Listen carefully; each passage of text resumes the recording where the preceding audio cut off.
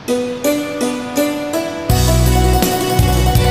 วัสดีค่ะมาร้องเพลงด้วยกัน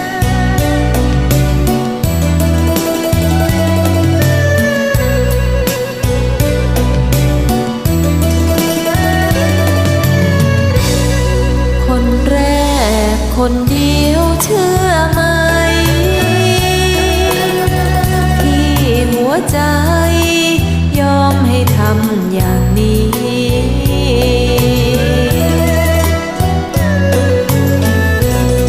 เคียงคู่ไปไหนมาไหนคอยให้ได้สิ่งดีๆอบอุ่นในใจทุกที่เมื่อมีที่อยู่เคียงทุกยาม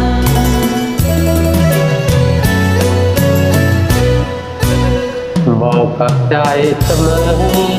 ว่าได้เจอผู้ชายที่เป็นผู้นำเวลาที่ตรวจความดีวันนี้ใจหมดคำถามอย่างเดียวอยากให้รับตาอย่าทำอย่างนี้กับคนอื่น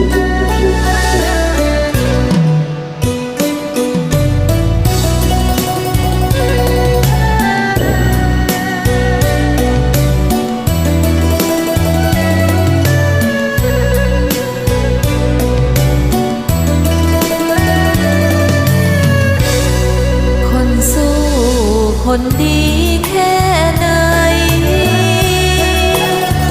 หากหลายใจ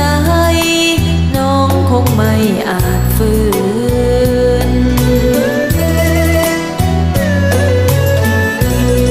คนแรกไม่ใช่จุดหมายคนสุดท้ายนั่นคือจุดยืนขอพรก่อนนอนทุกคืนให้ตื่นเมื่อจุดเดิมทุกวัน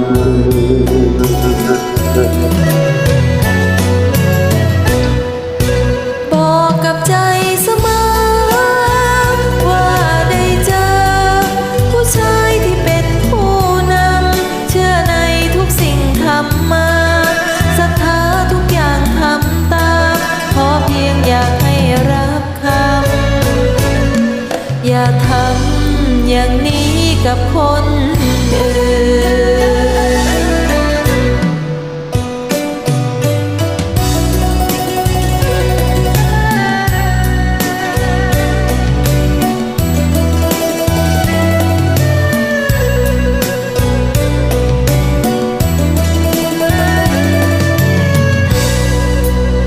บอกกับใจเสมอ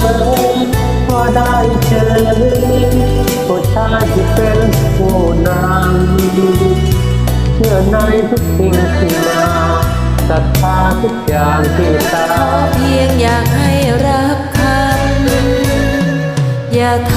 ำอย่างนี้กับคนอื่นสิ่งเดียวอยากให้รับคำอย่าทำอย่างนี้กับสาวคนอื่น